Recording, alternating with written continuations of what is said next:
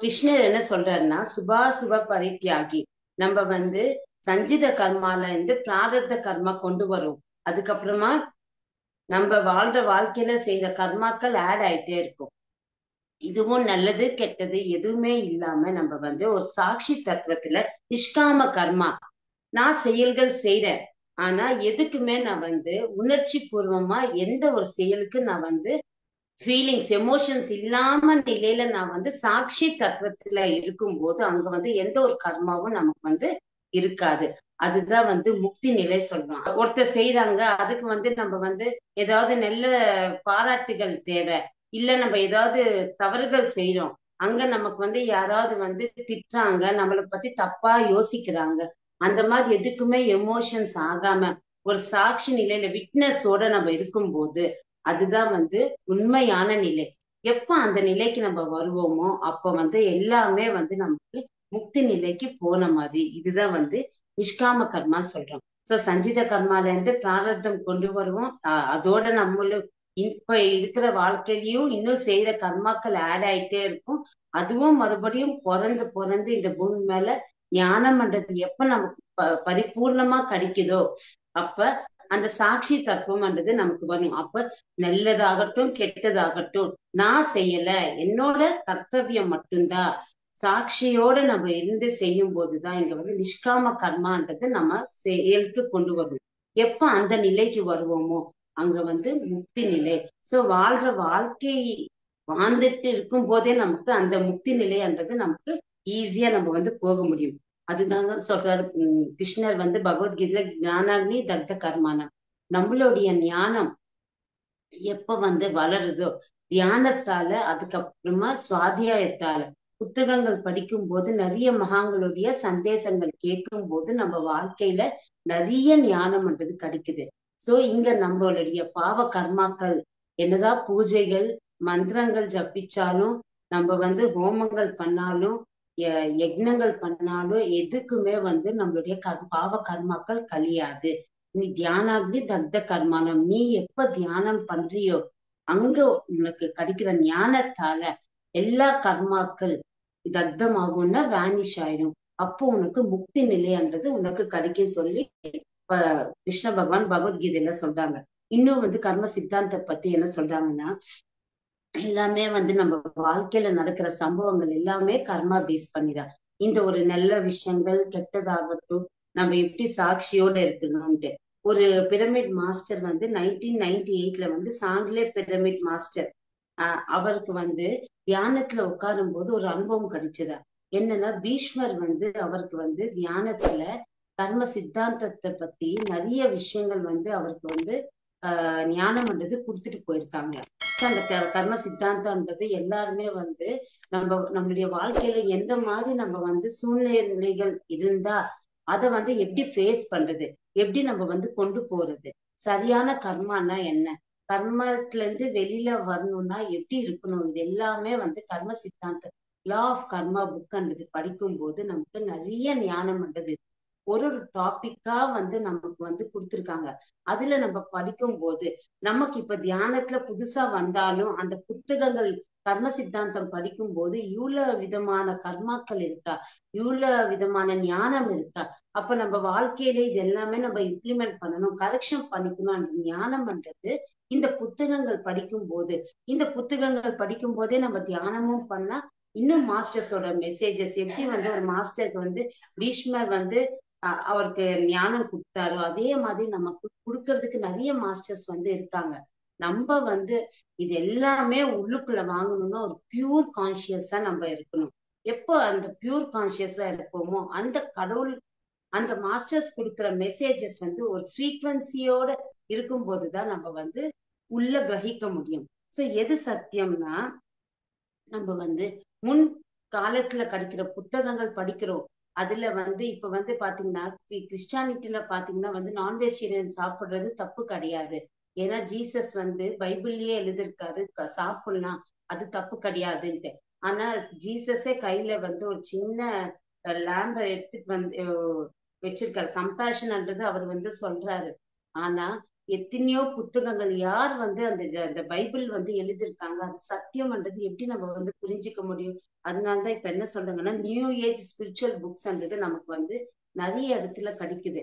அதுல நிறைய ஞானம் சத்தியம்ன்றது வந்து முழுமையா அதுல இருக்கு. அந்த மாதிரி புத்தகங்கள் நம்ம வந்து படிக்கணும். சோ ஏதோ ஒரு புத்தகம் படிச்சோம், அதுல வந்து ஞானம் கிடைச்சிருக்கு, அது கரெக்டா தப்பான்றது நம்ம ஆராய்ச்சி பார்க்கணும். கரெக்டான புக்கை நம்ம வந்து சூஸ் பண்ணணும். அதனால நியூ ஏஜ் ஸ்பிரிச்சுவல் புக்ஸ்ன்றது எல்லாருமே படிக்கணும். ஒரு ஆனி பெசன்ட் ஆகட்டும், ரிச்சர்ட் பாக் ஆகட்டும், அதுக்கப்புறமா வந்து லெட் பீட்டர், சேத் மெட்டீரியல்ஸ் ஆகட்டும், பார்பரா அண்ட் பிரெண்டர், இந்த மாதிரி மகாங்களுடைய புத்தகங்கள் படிக்கும்போது ஆன்ம வளர்ச்சி, ஆன்மான்ற உணர்ச்சி, அந்த ஆன்ம சக்தின்றது நமக்கு புரியும். அதனால வந்து மகாங்கள் யோகிகளோட புத்தகங்கள் கரெக்டா நம்ம சூஸ் பண்ணிட்டு நம்ம வந்து படிக்கும் போது அந்த ஞானம் முழுமையா உள்ளுக்குள்ள நம்ம வாங்க முடியும். சோ அடுத்தது என்ன சொல்றாரு பத்திரிஜின்னா, தபஸ் பத்தி சொல்றாரு. தபஸ்னா என்ன? சாதனை தீவிரமா பண்ணா அது தபஸ்ன்னு சொல்றோம். அப்படின்னா இன்டென்ஸ் மெடிடேஷன் ஒரு 1 hour பண்றோம், 40 minutes பண்றோம், அது மெடிடேஷன். இன்டென்ஸ் மெடிடேஷன்னா 2 மணி நேரம் 3 மணி நேரம் அப்படி தொடர்ந்து நம்ம உட்கார்ந்து தியானம் பண்ணும்போது, சாதனை தீவிரமா இருக்கும்போது அது தபஸ் சொல்றோம். சங்கீதம் பிராக்டிஸ் பண்றவங்க எடுத்துக்கோங்க. ஒரு நாளைக்கு மினிமம் ஒரு 2 மணி நேரம் 3 மணி நேரம் தொடர்ந்து சாதனை பண்ணாதான் அந்த சங்கீதத்துல கச்சேரி கொடுத்து அவங்களுக்கு பேரு புகழ் கிடைக்கும். சோ இது வந்து அவங்களுடைய தபஸ் சொல்றோம். சோ ஒரு கவாஸ்கர் இருக்கிற கிரிக்கெட்ல நிறைய பிராக்டிஸ் பண்ணாதான் அவருக்கு வந்து நல்ல பேருன்றது கிடைக்கும். சோ அதே மாதிரி பிஸ்மில்லாக்கா நல்ல மியூசிக் வந்து இருக்கிறவங்க, எந்த ஒரு சாதனையாளரும் பாத்தீங்கன்னா ஒரு நாளைக்கு 2 மணி நேரம் 3 மணி நேரம் தொடர்ந்து அவங்களுடைய வளர்ச்சிக்காக அவங்க வந்து பிராக்டிஸ் பண்ணாதான் அவங்க வந்து முன்னேற்றம்ன்றது அவங்களுக்கு கிடைக்குது. சோ இதுதான் வந்து தபஸ்ன்றது நம்ம சொல்றோம். சோ நம்மளுடைய தியானம்ன்றது கூட வந்து தபஸா மாறணும். புதுசா வர்றவங்களுக்கு என்ன சொல்லணும்? உங்களுடைய வயசு எவ்வளவோ அவ்வளவு நேரம் உட்காருங்கன்னு சொல்லணும். அதுக்கப்புறமா 40 days ஆனதுக்கு அப்புறமா கண்டிப்பா 1 மணி நேரம் கண்டிப்பா நீங்க சாதனை பண்ணுங்கன்னு சொல்லி, இன்னும் வந்து நம்ம இன்னும் நிறைய சாதனை பண்ணணும், இன்னும் மகாங்களுடைய மெசேஜஸ் கேட்கணும், நான் என்னோட ஞானத்தை முழுமையா அடையணும், நான் ஏன் இந்த பர்பஸ் ஆஃப் லைஃப் கொண்டு வந்திருக்கேன், என்ன செயல்கள் செய்யறதுக்காக பூமி மேல் பிறந்திருக்கேன், இது எல்லாமே தெரிஞ்சுக்கணும்னா தொடர்ந்து தபஸ்ன்றது நம்ம பண்ணா மட்டும்தான் நமக்கு வந்து முழுமையான ஞானம் கிடைக்கும். ஞானத்தால நமக்கு ஞானம் சக்தி கிடைக்குது. சக்தியும் ஞானம் சேர்ந்தாதான் முக்தின்ற நிலைக்கு நம்ம போக முடியும்னு சொல்லி பத்ரிஜி சொல்றாரு. இன்னும் பாத்தீங்கன்னா ஆனந்தத்தை பத்தி சொல்றாரு. நம்மளுடைய வாழ்க்கையில 5 விதமான ஆனந்தங்கள் இருக்கு. சரீரபரமா பாத்தீங்கன்னா இருக்கு, மனசுக்கு சம்பந்தப்பட்ட விஷயங்களும் ஆனந்தம் கொடுக்குது, புத்திக்கு பரமான விஷயங்களும் ஆனந்தம் கொடுக்குது, ஆன்மாக்கு தேவையான விஷயங்கள் பண்ணா நமக்கு ஆனந்தம் கொடுக்குது. அதுக்கப்புறமா சர்வாத்மா. சோ இங்க உடல், மனம், புத்தி, ஆன்மா, பரமாத்மா. சோ உடலுக்கு ஆனந்தம் எப்படி கிடைக்குதுன்னா, உடலுக்கு வந்து நம்ம வந்து சாப்பிடுற உணவு, நமக்கு பிடிச்ச உணவு வந்து ஒரு ஸ்வீட் ஆகட்டும், ஒரு இட்லி தோசை ஆகட்டும், எது நமக்கு பிடிக்குமோ அது நம்ம அந்த உணவு சாப்பிடும் போது நமக்கு இந்த சரீரத்துக்கு ஆனந்தம்ன்றது கிடைக்குது. மனசுக்கு என்ன மாதிரி ஆனந்தம்? ஒரு சங்கீதம் கேட்டா நிறைய பேருக்கு ஆனந்தம், பாட்டு பாடினா நிறைய பேருக்கு ஆனந்தம் கிடைக்குது, இயற்கையோட இருந்தா நிறைய பேருக்கு ஆனந்தம் கிடைக்குது, ஏதாவது வெளியூருக்கு போனா அந்த ஒரு பிரதேசத்துல புது விஷயங்கள் பார்க்கும்போது ஆனந்தம் கிடைக்குது. இந்த மாதிரி மனசுக்கு சம்பந்தப்பட்ட விஷயங்கள் செஞ்சா நமக்கு மனசுக்கு ஆனந்தம் கிடைக்குது. மூன்றாவது புத்திக்கு சம்பந்தப்பட்ட ஒரு ஷேக்ஸ்பியர் புக்ஸ், ஆனி பெசன்ட் புக்ஸ், பத்ரிஜியோட புக்ஸ், இந்த மாதிரி மகாங்களுடைய புத்தகங்கள் படிக்கும் போது புது புது விஷயங்கள் மனசு உள்ளுக்குள்ள நம்ம ஏத்துக்கும் போது புத்திக்கு சம்பந்தப்பட்ட அந்த ஆனந்தம்ன்றது நமக்கு கிடைக்குது. ஆன்மாக்கு என்ன மாதிரி ஆனந்தம்னா, நம்மளுடைய தியானம். தியானம் பண்ணும்போது ஸ்வஸ்வரூபான சந்தனம் நம்மளோடய நம்ம இணைந்து இருக்கும் போது, அந்த ஆன்ம சக்தியை நம்ம புரிஞ்சுக்கும் போது அந்த ஒரு ஆனந்தம்ன்றது நமக்கு கிடைக்குது. சர்வாத்மா 5வது. அந்த சர்வாத்மா நிலையில ஆனந்தம் எப்படி கிடைக்கும்னா, நம்ம வந்து சகல சுஷ்டியும் இந்த இந்த பூமி மேல இருக்கிற எல்லார் மேலயும் நமக்கு ஒரு அன்போட, ஒரு கம்பேஷனோட, தயாதாட்சண்யத்தோட நம்ம எப்ப வந்து பழகுறோமோ அதுதான் வந்து சர்வாத்மாவோட நிலை. அந்த ஒரு பிரம்மானந்தம் சொல்றோம். அந்த ஒரு நிலை எப்ப வந்து ஒரு மனிதன் வந்து கிடைக்குமோ அந்த ஆனந்தம், அங்கதான் வந்து முக்தி நிலைக்கு நம்ம வந்து போக முடியும். சோ உடலுக்கு கிடைக்குது ஆனந்தம், மனசுக்கு கிடைக்குது, புத்திக்கு கிடைக்குது, ஆன்மாக்கு தியானம் பண்றோம். அந்த பிரம்மானந்த நிலை அடையணும்னா இந்த பூமி மேல வாழ்ற எல்லா ஜீவிகளுமேலயும் அன்போட ஒரு ஃப்ரெண்ட்ஷிப்போட இருந்து கிடைக்கிற ஆனந்தம் பிரம்மானந்தம். யார் ஒரு மனிதன் இந்த பிரம்மானந்த நிலையில இருக்காங்களோ அவங்கதான் முக்தி நிலை அடைய முடியும். எது ஒரு ஆனந்தம் அவங்களுக்கு குறையா இருந்தாலும் அவங்களுக்கு வாழ்க்கையில கிடைக்கலனாலும் முக்தி அந்த நிலைக்கு போக முடியாது. அதனால பிரம்மானந்த நிலையில யார் ஒருத்தர் இருக்காங்களோ அவங்களுக்கு முக்தின்றது சீக்கிரமா கிடைக்கும் சொல்லி சொல்றாங்க. அடுத்தது பாத்தீங்கன்னா மூன்றாவது கண் பத்தி திவ்ய சக்ஷு சொல்றோம். சோ இங்க தியானத்துக்கு வந்ததுக்கு அப்புறமா நம்ம கண்களை இந்த பௌதிக ஸ்தூல உடல்ல இருக்கிற 2 கண்களை க்ளோஸ் பண்ணாதான் தியான நிலைக்கு போக முடியும். தியான நிலைக்கு போக போக எண்ணமற்ற நிலை அடையும் போது நம்ம அந்த பிரபஞ்ச சக்தி உள்வாங்கணும். அந்த சாதனை பண்ண பண்ண நம்மளுடைய மூன்றாவது கண்ணுன்றது திறப்படுது. அந்த மூன்றாவது கண்ணு தான் என்ன சொல்றோம், ஆன்ம சக்தின்னு சொல்றோம். சரி, இந்த உடல் இந்த தேகத்துக்குள்ள தேகி என்ற ஆன்ம சக்தி என்றது இருக்கு. அந்த தேகிக்கு கிடைக்கிற அனுபவம் தான் இந்த மூன்றாவது கண். எப்ப இந்த தேகத்துல இருந்து தேகி என்று விலகி போகுதோ அங்க அந்த ஆன்ம சக்தி கிடைக்கலையோ அந்த மூன்றாவது கண்ணுக்கு எதுவுமே இருக்காது. இந்த உடலோட இருக்கிற முழுமையான உடலுக்கு சக்தி கிடைக்கிற அந்த தேகி அந்த ஆன்ம சக்தியாலதான் நமக்கு மூன்றாவது கண்ணால நம்ம நிறைய விஷயங்கள், நிறைய மகாங்கள், நிறைய லோகங்கள்ல இருந்து ஞானம் பண்றது உள்வாங்குறோம். இந்த உடலோட அந்த ஆன்மா இருக்கும் போது அந்த சக்தியால மூன்றாவது கண்ன்றது நம்மளால அந்த ஞானம் பண்றது உள்ளுக்குள்ள வாங்க முடியும். சோ இது எல்லாமே நம்மளுடைய ஆன்மா பத்தி தான் சொல்றாங்க. சோ நம்மளுடைய பக்தின்றது நம்மளுடைய ஆன்மா மேல இருக்கணும். அதுதான் உண்மையான பக்தி. அதுதான் நமக்கு முக்தி நிலைக்கு கொண்டு போற ஒரு செயல்ன்றது சொல்றாரு பத்ரிஜி. சோ இன்னும் என்ன சொல்றாருன்னா குண்டலினி சக்தி பத்தி சொல்றாரு. சோ குண்டலினி சக்தினா இங்க நிறைய விதமான தியானங்கள் இருக்கு. 7 சக்ராஸ், நம்மளுடைய சக்ராஸ் ஆக்டிவேட் பண்ற தியானம் சொல்றாங்க, கைடட் மெடிடேஷன் சொல்றாங்க. அதுக்கப்புறமா குண்டலினி ஆக்டிவேட் ஆகிறதுக்கு இங்க குண்டலினி ஜாகிருதின்னு சொல்றோம்.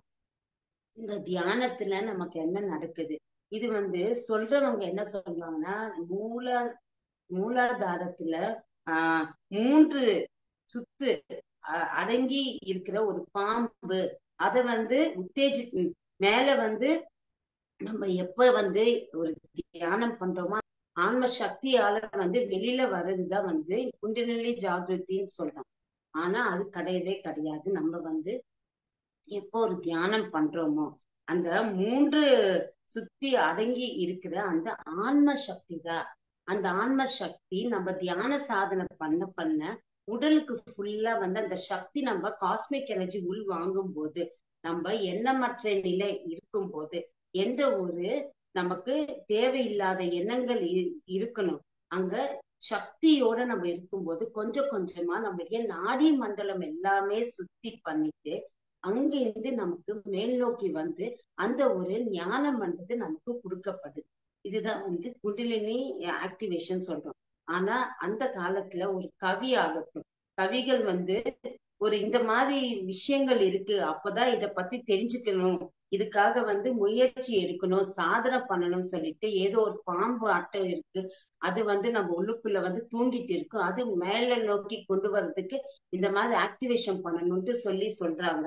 ஆனா இது எதுவுமே நமக்கு தேவை கிடையாது.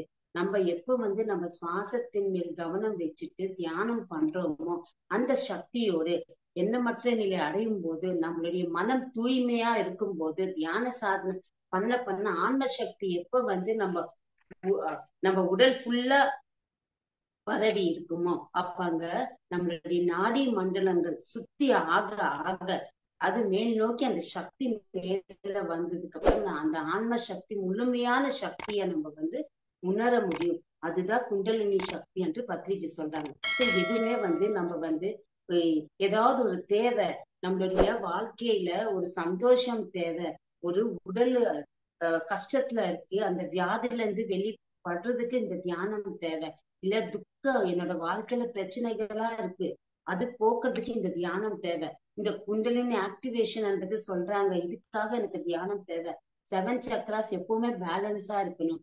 இதுக்காக எனக்கு தியானம் தேவை, இல்ல கைடட் மெடிடேஷன் பண்ணா நமக்கு ஒரு அமைதி கிடைக்குது, இதுக்காக தியானம் தேவைன்றது நம்ம பண்ணவே தேவை கிடையாது. வெறும் நம்மளுடைய இந்த பிறக்கிறதுல இருந்து இறக்குற வரைக்கும் நம்ம கூடயே வர்றது எதுன்னா நம்மளுடைய சுவாசம் தான். அதனாலதான் பத்ரிஜி உன்னுடைய சுவாசம் தான் உன்னுடைய குருன்னு சொல்லியிருக்காரு. உன்னுடைய சுவாசத்தை நீ புடிச்சுக்கிட்டேன்னா, நீ எண்ணமற்ற நிலை இருக்கும்போது, அந்த பிரபஞ்ச சக்தி உள்வாங்கும் போது, நாடி மண்டலம்ன்றது சுத்தி ஆக்கும் போது, அந்த ஆன்ம சக்தின்றது அப்பாரமா நம்ம உள்ளுக்குள்ள இருக்கும். எப்ப தூய்மையா நம்ம இருப்போமோ, அடுத்தவங்களும் பத்தி நம்ம எந்த ஒரு தப்பான அபிப்பிராயம் இல்லாம எல்லா ஜீவிகளும் இந்த பூமி மேல வாழ்றதுக்கு தான், அதோட எல்லா இயற்கையோட இருந்துட்டு எல்லா மனிதர்களோட நம்ம ஃப்ரெண்ட்ஷிப்பா இருந்துட்டு நம்ம சாதனை பண்ண பண்ண அங்க கண்டிப்பா நம்மளுடைய ஆன்ம சக்தி ஆன்ம வளர்ச்சின்றது இருக்கும். இதுதான் முக்தி நிலைக்கு நம்மளை கொண்டு போறதுக்கு ஒரு வழி.